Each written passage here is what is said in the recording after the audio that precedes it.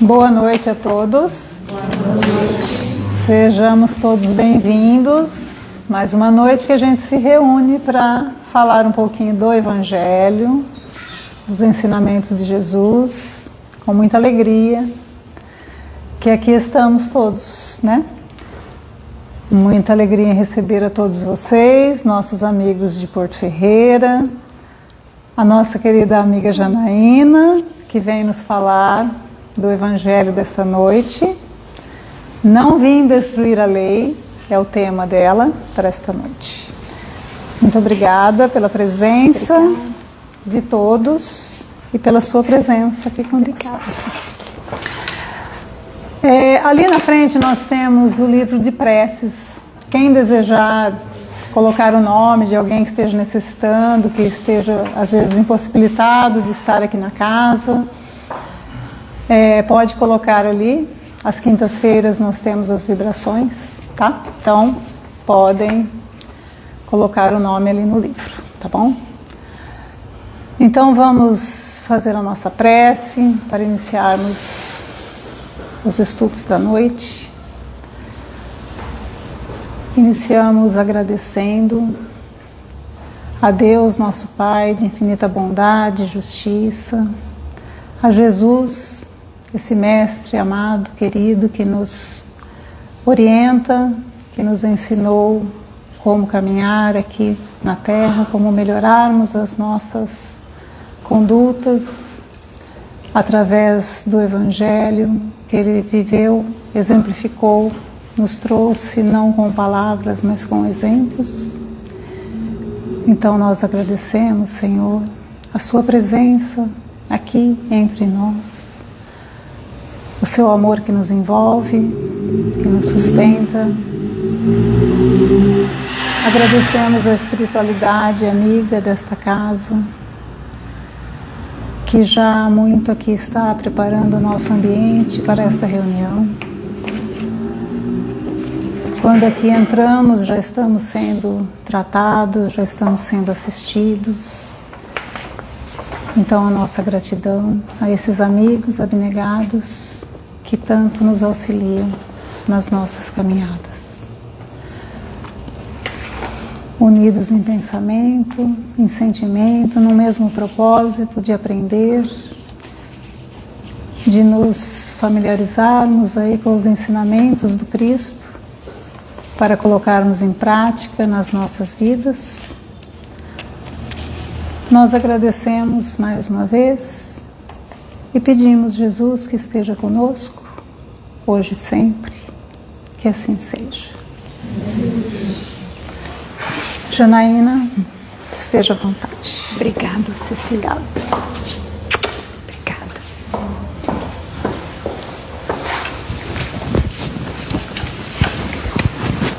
Boa noite. Obrigada pelo convite, Cecília. Uma grande alegria estar aqui nesta casa. Meus parabéns a todos da casa. Estive na reinauguração. Foi uma festa linda, maravilhosa. Toda vez que uma casa ela faz uma festa, ela tem uma reforma, ela tem um ressurgimento, isso é de muita alegria. Pois uma casa como essa, quantas bênçãos, quantos acolhimentos, quanto socorro, quanto aprendizado. E isso é algo que preenche os corações, porque cada um tem uma parcelinha dessa casa querida, cada um coloca ali o seu tijolinho, cada um coloca a sua contribuição de infinitas formas, mas que formam um todo onde faz essa casa brilhar, essa casa distribuir cada vez mais bênçãos. Então, parabéns ao pessoal aí que se dedicou e se dedica a cada dia para que esta casa possa receber a todos. E o tema de hoje, não vim destruir a lei. É um tema onde nós vamos falar das leis de Deus, onde nós vamos refletir um pouquinho no que foi que Jesus quis dizer quando ele trouxe essa afirmação. E aí, nós vamos lá no capítulo 1 do Evangelho segundo o Espiritismo, onde Jesus diz assim, está em Mateus: não pense que eu vim destruir a lei ou os profetas. Eu não vim destruir, mas dar cumprimento. Porquanto, em verdade vos digo, que o céu e a terra não passarão, sem que tudo o que se acha na lei seja cumprido. Enquanto reste um único iota e um único ponto. E na lei mosaica, nós podemos distinguir dois tipos de legislação: as leis divinas e as leis daquela sociedade onde Moisés estava inserido e precisava conduzir. E falando em leis divinas, nós vamos remeter um pouquinho à natureza de Deus, aos seus atributos, para a gente entender como que vai caminhar a reflexão nossa dessas leis.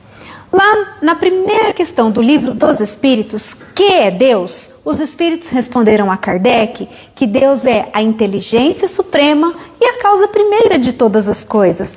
Olha só que coisa interessante. Ao longo da história da humanidade, sempre foi questionado sobre Deus. Quem é, o que é, tantas formas de se perguntar sobre o nosso Criador. Em todos os povos, sejam os mais civilizados ou aqueles mais ainda rudes, atrasados, a intuição de que existe um ser superior, ela está presente. E aí, toda a humanidade sempre se perguntando sobre a natureza de Deus. E de repente Kardec, na primeira pergunta do Livro dos Espíritos, recebe essa resposta, que Deus é a inteligência suprema e a causa primeira de todas as coisas. Uma resposta relativamente curta, mas de uma profundidade inigualável. E aí, Kardec continua perguntando sobre Deus e pergunta dos seus atributos. E os espíritos respondem que são atributos de Deus: a perfeição, que Deus é imaterial, que Deus é onipresente, onipotente, onisciente, que Deus é eterno, que Deus é soberanamente justo e bom. Olha só os atributos de Deus. E considerando esses atributos, é claro que tudo aquilo que vem dele também segue esses atributos. E aí a gente pode ter que as leis de Deus, elas são perfeitas. E ainda falando sobre Deus nosso Pai, ali no Livro dos Espíritos, nas questões 4 e 8, pergunta-se, mas como que nós podemos ter a certeza da existência de Deus? Onde é que nós vemos, onde nós percebemos que está Deus? E os Espíritos respondem: olhai para a obra e procurar o seu Criador. Ou então, não há efeito sem causa. Esta causa é Deus. Procurai tudo aquilo que não seja obra do homem e aí verás o que é a obra de Deus.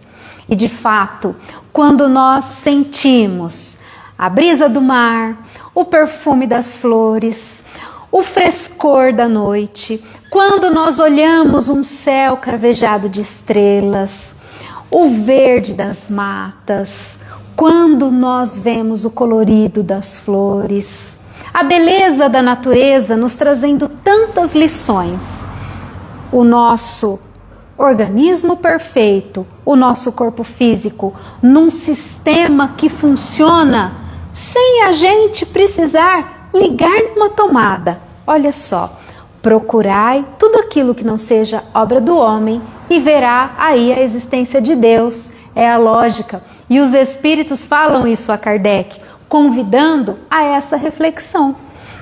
Então, como nós já entendemos um pouquinho da grandeza de nosso Pai, vamos voltar às leis? Quando Jesus diz: não vim destruir a lei, mas dar cumprimento. Como assim? Jesus, ele veio desenvolver as leis de Deus e separar o que é a lei divina da lei dos homens. E no primeiro capítulo do Evangelho segundo o Espiritismo, Kardec traz as 3 revelações das leis de Deus, começando por Moisés. E como é que Moisés trouxe as leis de Deus? Nós conhecemos um pouquinho da história. Moisés conduziu o povo hebreu na saída do Egito, rumo à terra prometida. E ali, conduzindo aquele povo endurecido, orgulhoso, ele precisava impor disciplina. E naquela época, o que acontece? Moisés recebe a revelação dos 10 mandamentos. Vamos dar uma lembradinha? Bem rápida. O primeiro mandamento: eu sou o Senhor teu Deus, que te tirei da terra do Egito, da casa da servidão.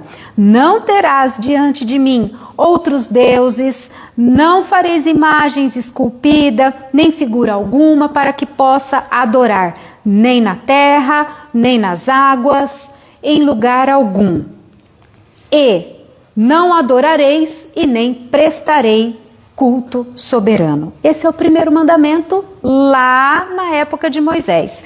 Aí vem o segundo: não direis o nome de Deus em vão, honrai vosso pai e vossa mãe, lembrar de santificar os dias santos, não furtarás, não prestarás falso testemunho, não cobiçarás as coisas alheias, a mulher do próximo, e aí vai.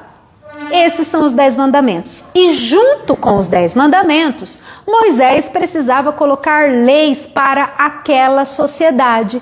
Mas para que ele fosse ouvido, ele precisou dar caráter divino a todas, sem fazer distinção. E aí ficou uma coisa meio misturada. Tanto que, em alguns momentos, ele fala não matarás, e no outro, a própria lei mosaica condenava ao apedrejamento. Olha só que coisa curiosa. E aí, quando Jesus vem e fala que ele não veio destruir a lei, o que estava acontecendo? Através do seu ensinamento de amor, aparentemente estaria se chocando com as leis mosaicas. Vamos dar um exemplo? O exemplo da mulher adúltera. Acho que todos conhecem a história de que uma mulher foi surpreendida em adultério e a pena para esse ato era a morte por apedrejamento. Então as pessoas que estavam ali estavam prontas para apedrejá-la, já estavam condenando aquela mulher. E eis que vem Jesus. E perguntam para Jesus: mestre, o que devemos fazer? Devemos apedrejar a mulher como manda a lei de Moisés? Olha só a situação. Eles queriam colocar Jesus numa situação em que, se ele dissesse para apedrejar a mulher, ele estaria indo contra o seu ensinamento de amor. Se ele dissesse para não apedrejar a mulher, ele estaria indo contra a lei de Moisés, o que também era um problema. Mas Jesus, conhecendo o coração malicioso daquelas pessoas, inclusive que aquelas pessoas tinham atos mais condenáveis do que a própria mulher, ele sabiamente chama aquelas pessoas à reflexão, à autorreflexão, olhar para si, para os seus atos e diz: aquele que estiver sem pecado, que atire a primeira pedra. Pecado no sentido de errar o alvo. Então, quando Jesus fala isso, ele convida aquelas pessoas a uma autorreflexão dos seus próprios erros, dos seus próprios atos condenáveis e como que eu vou condenar a esta mulher se muitas vezes os meus erros são piores? E aí foram embora um a um. Então Jesus estava fazendo o quê? Separando o que era a lei divina da lei civil, da lei daquela sociedade de Moisés. Como que a gente entende isso? Nos dias de hoje, as nossas leis, aquelas leis judiciais, Código Penal, Código Civil, as leis trabalhistas, elas mudam muito. De acordo com o andar da carruagem, de acordo com as coisas que vão acontecendo, os costumes, as leis vão se modificando. A nossa Constituição, que é a lei maior, a Constituição Federal, ela é de 1988, pouquíssimo tempo. E antes tivemos outras constituições com outras regras. E à medida que vai a sociedade evoluindo, as leis também vão se modificando. Essas são as leis dos homens, as leis da sociedade, as leis civis. Agora, as leis divinas, elas são perfeitas e imutáveis, como o próprio Deus. Lembra que nós falamos dos atributos? Vamos prestar atenção. Perfeito, imutável. As leis também. As leis de Deus são as mesmas na época anterior a Moisés, na época de Moisés, na época de Jesus, e a terceira revelação, como traz o Evangelho segundo o Espiritismo no seu primeiro capítulo, é a doutrina espírita, a revelação trazida pelos Espíritos. Então nós tivemos a revelação das leis trazidas por Moisés, um Deus que impõe uma mistura de leis com a sociedade para que pudesse haver uma organização. Mas os 10 mandamentos, por que nós lemos? Para a gente ver que desde aquela época não mudou muita coisa. Devemos colocar Deus na posição de Pai, Criador, Soberano? Sim. Devemos ter cuidado quando falamos de Deus para não falar o nome de Deus em vão? Sim, é nosso Pai. Devemos honrar pai e mãe?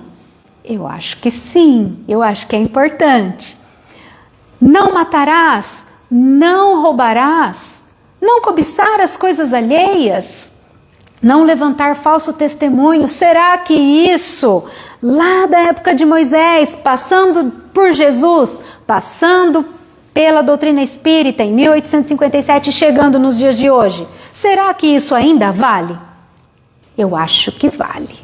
E será que daqui a um tempo vai valer? Com toda certeza vai. Por que estamos falando nisso? Para nós entendermos que as leis divinas são eternas e imutáveis como o próprio Deus, pois essas leis, em qualquer época da humanidade, em qualquer grau evolutivo, elas têm a sua vigência, a sua validade. Ao passo que a lei dos homens, ela muda de acordo com os costumes, e era isso que Jesus estava tentando mostrar para aquelas pessoas, separando as leis divinas das leis dos homens e mostrando que as leis divinas são puro amor.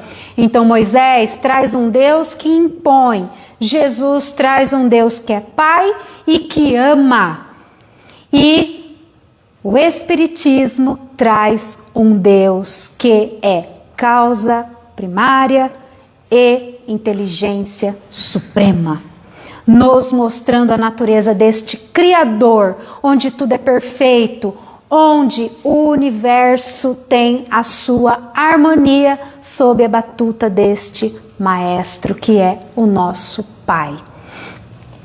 Então, quando Jesus veio desenvolver estas leis, ele atrelou ao amor. E nós estamos há 2000 anos tentando entender isso.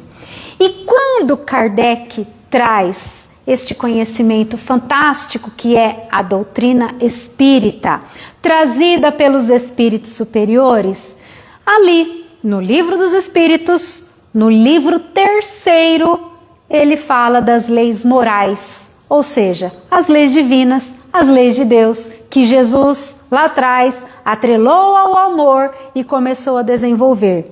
E Kardec nos mostra de uma forma tão didática, tão fácil de nós compreendermos, e sempre tem esse convite. Vamos estudar? Vamos ler as obras de Kardec, onde está a nossa doutrina, o Livro dos Espíritos, o Evangelho segundo o Espiritismo, o Livro dos Médiuns, a Gênese, Céu e Inferno. Vamos ali buscar este conhecimento maravilhoso, junto com o Evangelho do Cristo, para nós aprendermos, para nós colocarmos em prática, para nós crescermos. Então vamos ver o que Kardec fala dessas leis lá no livro 3º? Olha só que coisa interessante. Na questão 614, que se deve entender por lei natural? Nós não estamos falando dessa separação das leis divinas e das leis da sociedade? Então, o que se deve entender por lei natural? Ora, a lei natural é a lei de Deus, a única verdadeira para a felicidade do homem. Por que as leis de Deus é o caminho para a felicidade do homem? Pois toda vez que o homem se afasta das leis de Deus, ele experimenta a infelicidade. São as más escolhas, o mau uso do livre-arbítrio, ferir o outro, ferir a si mesmo. Quando o homem sai dos seus trilhos e começa a bagunçar, ele se depara com as consequências das suas escolhas ruins. É a lei de causa e efeito, onde as boas escolhas nos trazem bons resultados e as más escolhas trazem resultados ruins.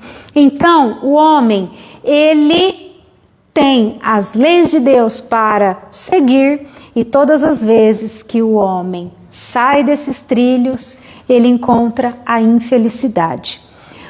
Quando Deus, nosso Pai, nos criou simples e sem conhecimento, Ele nos deu duas coisas, a vida e o livre-arbítrio.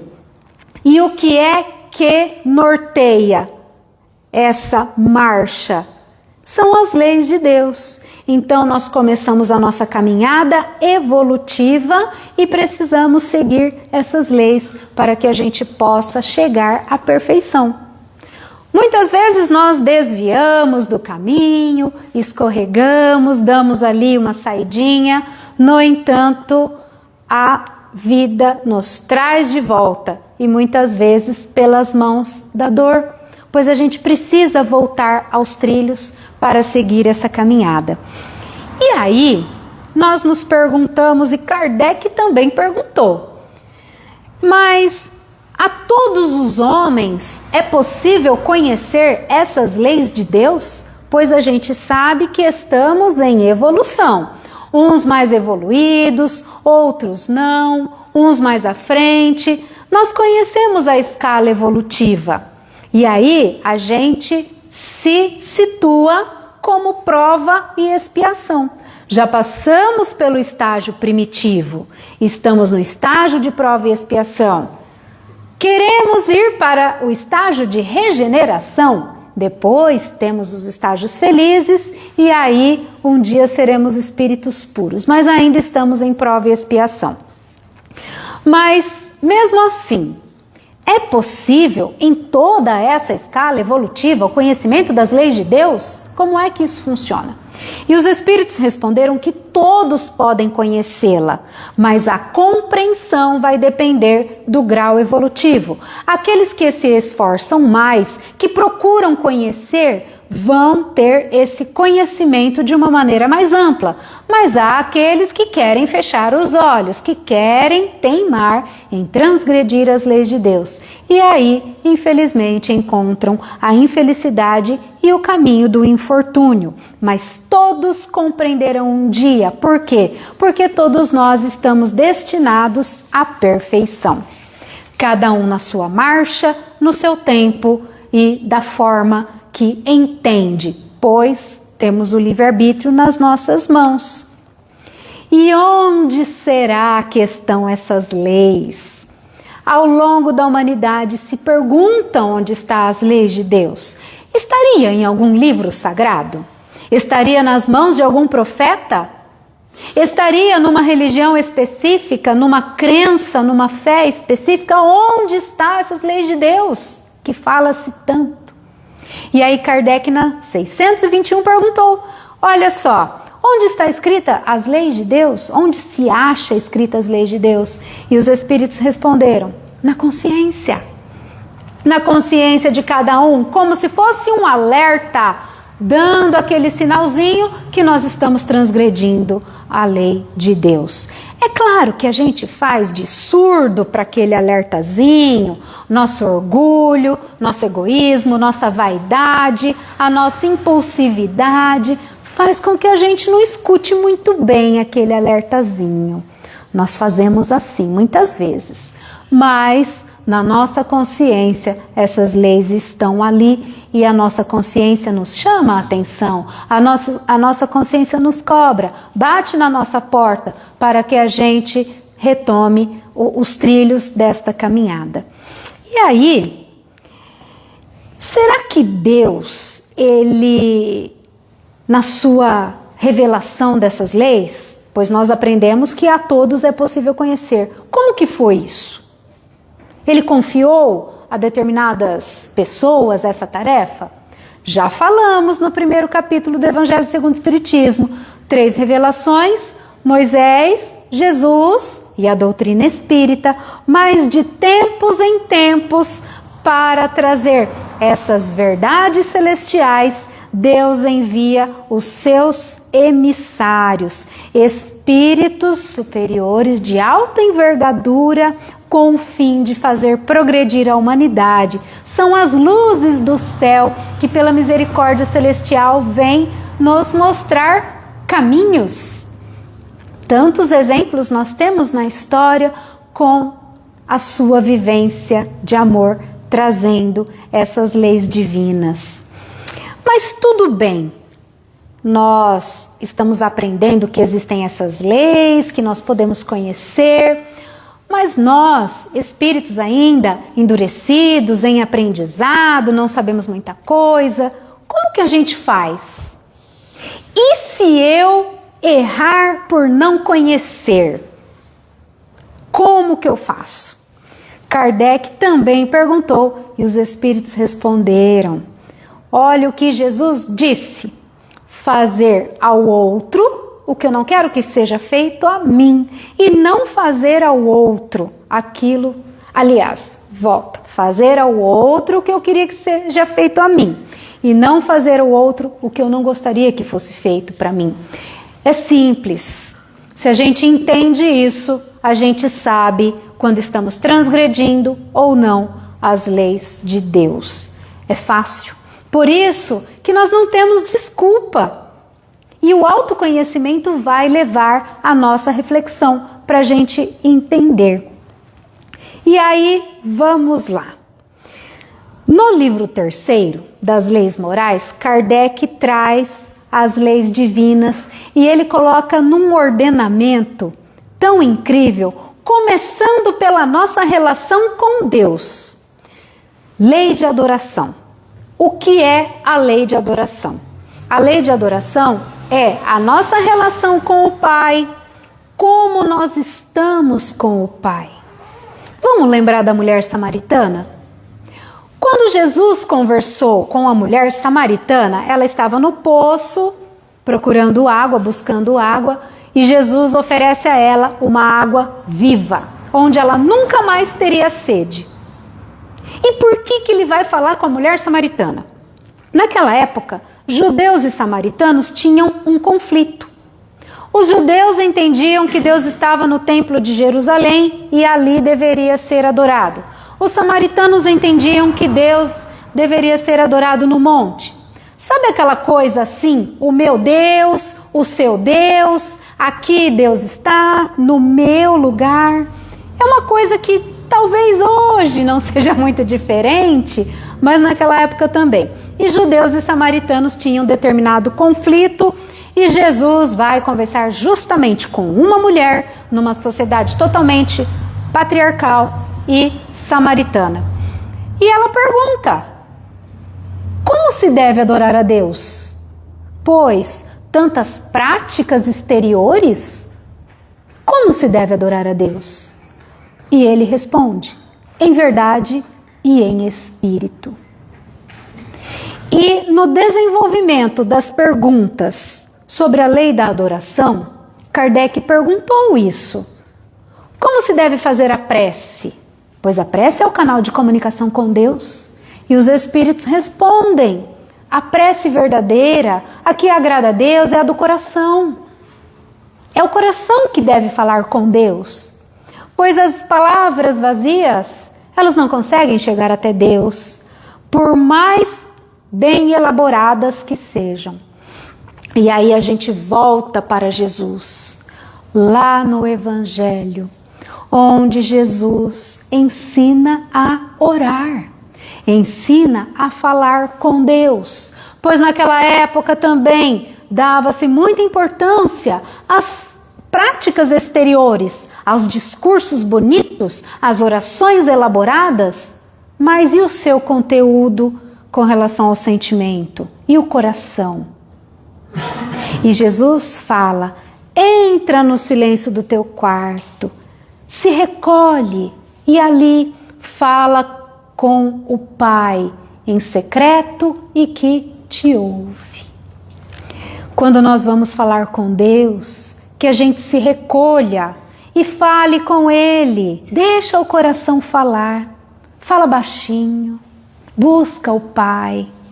E aí Jesus nos traz a maravilha do Pai Nosso, que todos nós, em algum momento, fazemos.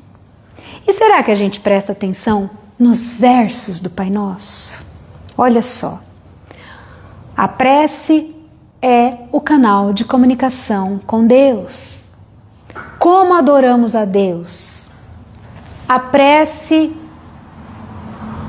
a reverência à grandeza do Pai. Quando nós estamos olhando um campo, a montanha, o mar, e reconhecemos ali a grandeza do Criador, nós estamos adorando a Deus. E através da prece, que nós podemos louvar, pedir ou agradecer, nós também estamos em ato de adoração. Adorar a Deus é curvar-se à magnitude do Pai, reconhecer a grandeza do nosso Criador. Isso tudo que seja em verdade e em espírito, sem práticas exteriores para mostrar aos outros, práticas vazias. Afinal, é o coração que precisa falar com Deus. Eu posso usar uma oração escrita? É claro que eu posso, desde que meu coração esteja ali. Então, quando nós formos falar com o Pai, vamos nos lembrar da lição de Jesus para nós nos recolhermos e ali, entre nós e o Pai, deixarmos o coração falar. Olha só, a lei da adoração, a nossa relação com Deus. Depois a gente vai para a lei do trabalho. Quando Kardec falou da lei do trabalho, ele não estava falando daquele trabalho do 5º dia útil. Ele estava falando do trabalho no seu sentido amplo, no sentido de ser útil. Todos os espíritos trabalham, os espíritos superiores trabalham. A ociosidade, ela é prejudicial. Trabalho no sentido de ser útil, ter um lugarzinho para eu contribuir para que o bem aconteça. Só não pode fazer algo de útil aquele que não quer. Só não faz o bem aquele que é egoísta. Pois todos nós, e isso não tem relação nenhuma com bens materiais, todos nós podemos desempenhar um trabalho útil, ser útil, nem que seja apenas com o nosso sorriso. Olha só, então, o trabalho é o que impulsiona o progresso do espírito, principalmente o progresso intelectual. E no nosso mundo material, o trabalho é necessário para a nossa evolução, para que o progresso se desencadeie. E isso faz com que a gente cresça, com que a gente busque cada vez mais essa evolução, a qual nós tanto almejamos. E aí depois, saindo da lei do trabalho, nós vamos encontrar 3 leis que, ao meu ver, elas estão ali bem conectadas, que é a lei de reprodução, de conservação e de destruição. A lei de reprodução, ela tem relação direta com a reencarnação. Ou seja, a lei de reprodução, ela propicia o mergulho do espírito na vida material. Na questão 132, Kardec perguntou qual o objetivo da encarnação.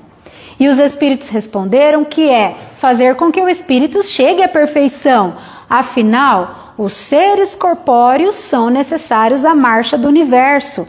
É necessária a vivência material, a experiência do espírito na matéria, para que ele possa crescer, aprender, evoluir, desenvolver as suas potencialidades. E o campo material é escola para o espírito, é aprendizado, é desenvolvimento. E na questão 167, olha que engraçado.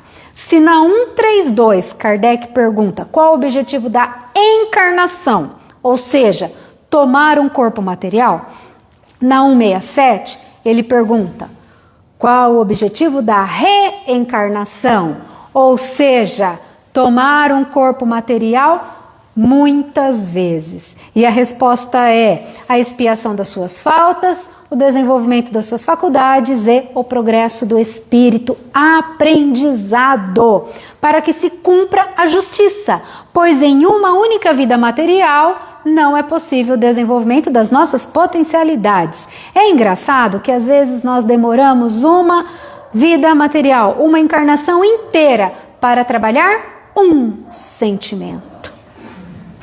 Olha só que coisa, um sentimento. E aí, tomando essas questões sobre a vida material, a reencarnação, é o que está ligado à lei de reprodução, para que isso seja possível. E aí já vem a lei de conservação, porque não adianta nada tudo isso se nós não conservarmos. Conservarmos o quê? O nosso meio, o nosso corpo físico. A lei de conservação nos chama a responsabilidade daquilo que está em nossas mãos aqui na vida material. Nós temos que cuidar. A lei de conservação, ela está relacionada com o cuidar. Cuidar do quê? Das pessoas, dos animais, do nosso meio. Se nós deixarmos de cuidar da nossa casa, o que acontece? Vai perecer. Se nós deixarmos de cuidar do nosso corpo, vai perecer. Nós temos regras com o nosso corpo: o alimento, o exercício, o sono. Quando nós adoecemos, o medicamento, tudo isso é para cuidar. Socorristas, salva-vidas, pessoas que estão aí trabalhando diretamente na lei da conservação para salvar, para cuidar, para tirar do perigo, para prevenir o perigo. Tudo isso ligado à lei da conservação. E aí a gente já pula para a próxima, que é a lei de destruição. Parece um contrassenso? Até parece. Mas a lei de destruição, ela é equivocadamente compreendida, ela é equivocadamente tida como aniquilamento. Mas não é disso que Kardec falou. A lei da destruição, ela é transformação, não aniquilamento. E no Livro dos Espíritos nós temos que quanto mais evoluído é o espírito, o mundo, menos a destruição é material e contundente. Olha só que coisa interessante. Quanto mais atrasado, quanto mais materializado é aquele mundo, aquele meio, mais contundente e agressiva é a lei de destruição. Quanto mais se avança na evolução, a lei de destruição também se abranda. E isso devemos compreender como transformação, não como aniquilamento. E Jesus falou: não se coloca vinho novo em recipientes velhos. Precisamos de recipientes novos. E então a lei de destruição, ela está ligada à transformação. E nós temos dificuldades em entender isso, pois ainda no nosso mundo a lei de destruição ela é materializada, ela é agressiva. E aí a gente precisa entender. Depois da lei de destruição, nós vamos para a lei da sociedade. Aí a gente já começa a se relacionar com o outro. A lei de sociedade é importante, pois o homem não progride sozinho. Como que nós vamos desenvolver todas as nossas potencialidades sozinhos? Como que nós vamos trabalhar tanta coisa que tem aqui dentro do nosso coração sozinhos? Ora, é no relacionamento com o outro, na troca de experiências, na vivência que nós aprendemos, que nós crescemos. Nós ainda estamos nos degladiando. Ofendemos, somos ofendidos, depois nós buscamos, depois nós devolvemos, e aí a gente vai trocando as nossas experiências e o nosso aprendizado.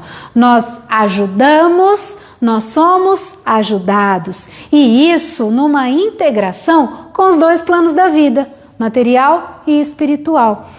E na lei da sociedade nós vamos aprendendo. E por que ela é tão importante? Nós estamos aqui juntos, aprendendo juntos. Quando recentemente vivenciamos o período da pandemia, eu acho que fez falta. Fez falta se encontrar, fez falta chegar aqui e dar aquele abraço gostoso, recebendo a pessoa que vem, ou então acolhendo as pessoas que chegam, que precisam. A casa espírita também é encontro de amigos, a alegria do encontro, do abraço, do aperto de mão, do sorriso, do olho no olho.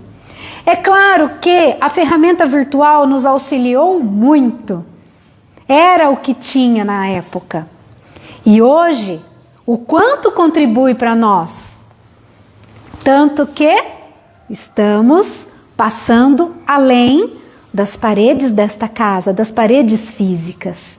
Mas faltava aquele abraço, aquele contato, aquele carinho, aquela alegria. Então, o homem, ele não aprende sozinho, ele não desenvolve tudo sozinho.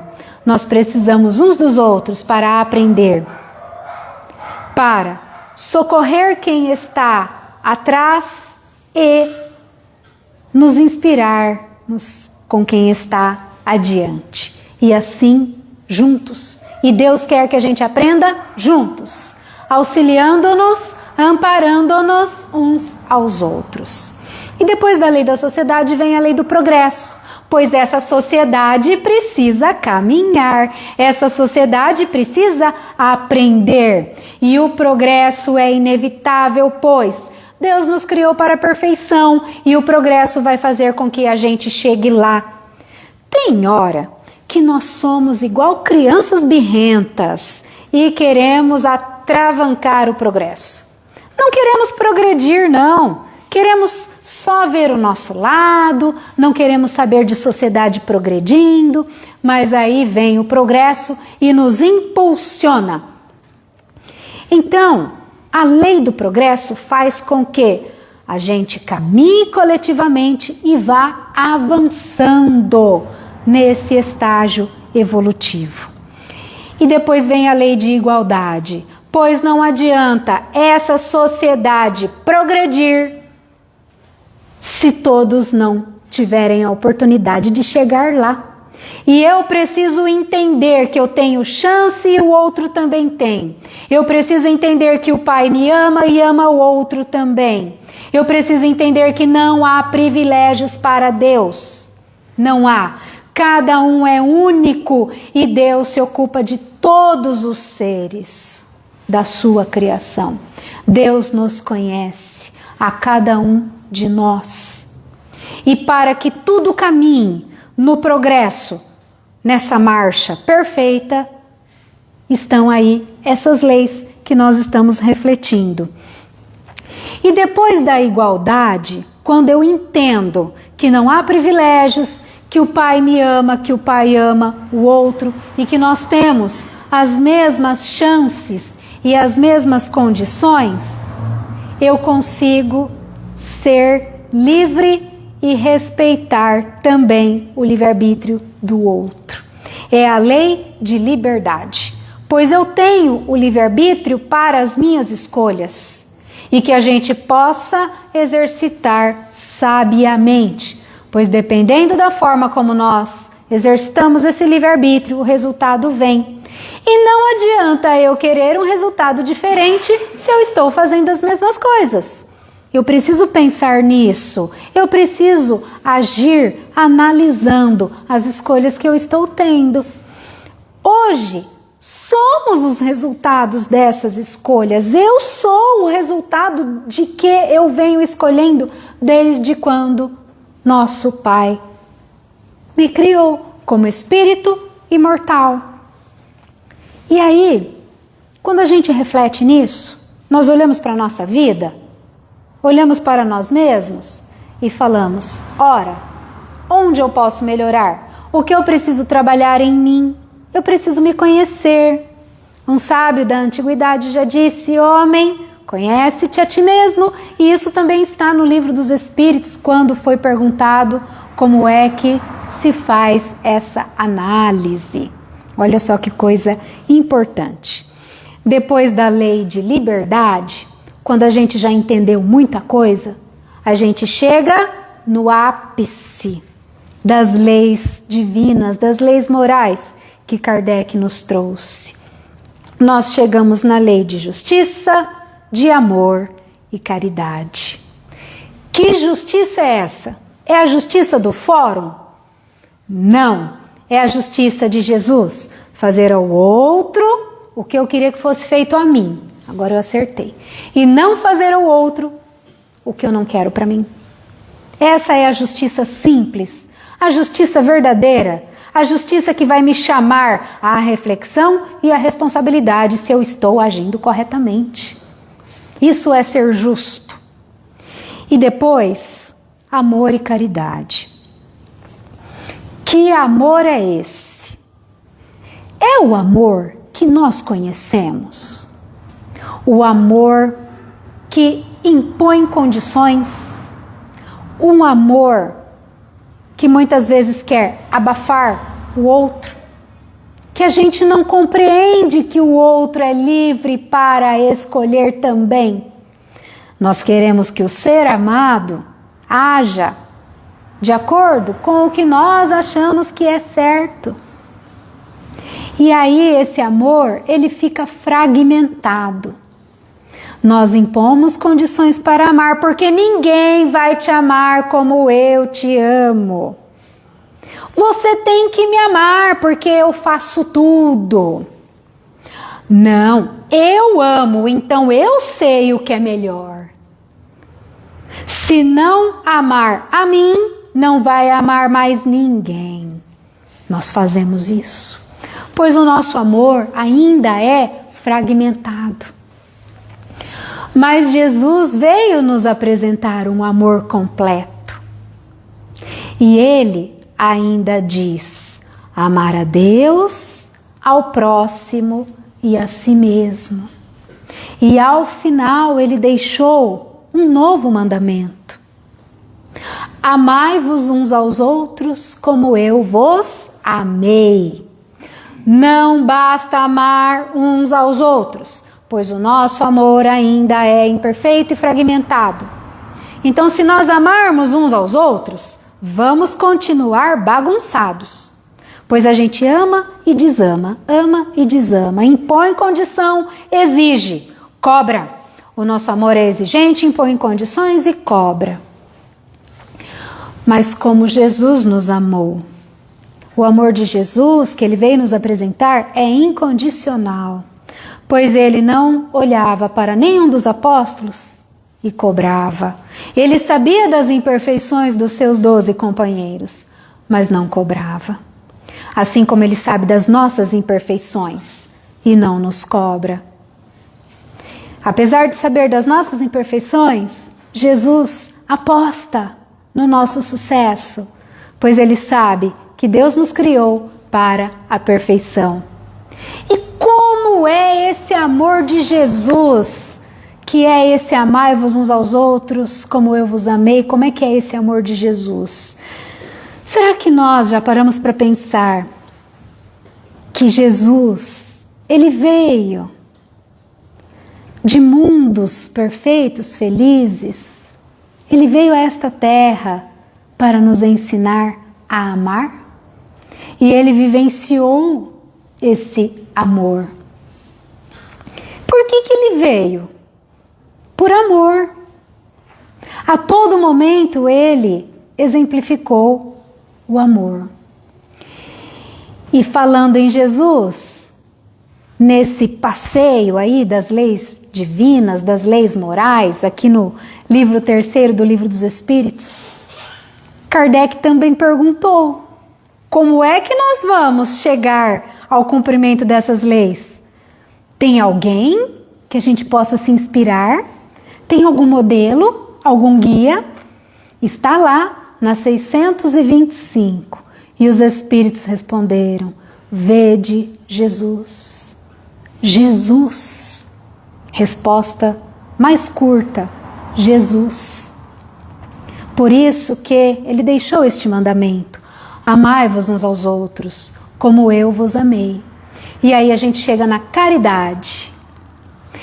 E para falar da caridade, eu cito a questão 886. Qual o verdadeiro sentido da palavra caridade? Conforme entendia Jesus. Olha aí como nós estamos o tempo todo fazendo conexão com o Evangelho. Qual o verdadeiro sentido da palavra caridade conforme entendia Jesus? E olha o que os Espíritos respondem: benevolência para com todos, indulgência para com as faltas alheias e o perdão das ofensas. A benevolência no sentido de fazer o bem, de doar-se. A indulgência no sentido de olhar para o outro com os olhos da compaixão. E o perdão, doando-se a si mesmo, libertando-se das amarras do ódio, da vingança e amando.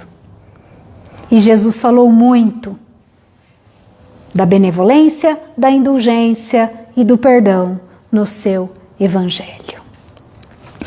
Então, tudo isso que nós falamos aqui na nossa reflexão, nos chamando a atenção para o nosso caminhar. Estamos caminhando de acordo com as leis de Deus, com as leis morais. Porque esta trilha nos leva à felicidade, à perfeição. E sair desta trilha faz com que a gente experimente o caminho do infortúnio.